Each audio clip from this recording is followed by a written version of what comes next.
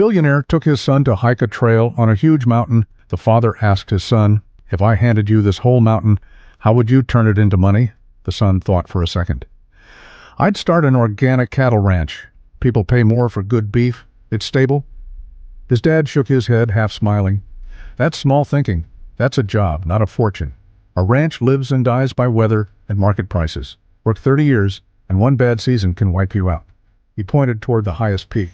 "You have to think in layers. Layer 1, the obvious play.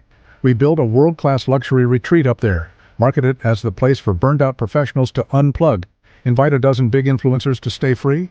They'll post the views, the quiet mornings, the whole vibe. Overnight, it becomes the spot for anyone who wants to look successful and off the grid." The son's eyes lit up. "We'd be packed. The reservation money alone would be huge." "The fees are just bait," his dad said, waving it off. "Pocket change." Layer 2 is the engine. We build the ecosystem. Partner with the top real estate firm, put in a perfect private road, a grand entrance gate, and a beautiful visitor center.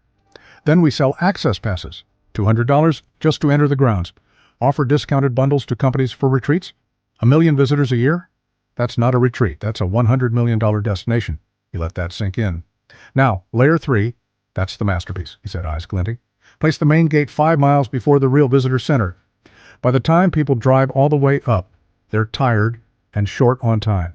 They won't want to hike 5 miles uphill, so they buy a ticket for our private electric shuttle. We don't even run it. We lease the shuttle operation to a transport company for a flat $3 million a year. 15-year contract. That's $45 million guaranteed, and we don't lift a finger. We make money from a problem we designed. The son stared at the mountain like it had turned into a chessboard.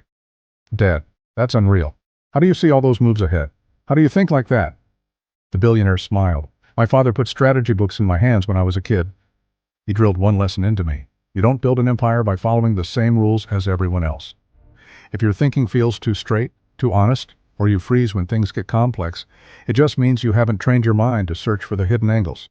Let's be honest, most of us were trained to think in a straight line.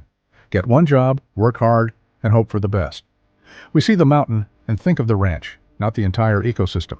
We get so busy with our main source of income that the idea of building more feels exhausting, like taking on another full-time job. But what if it's not about working harder, but about thinking differently?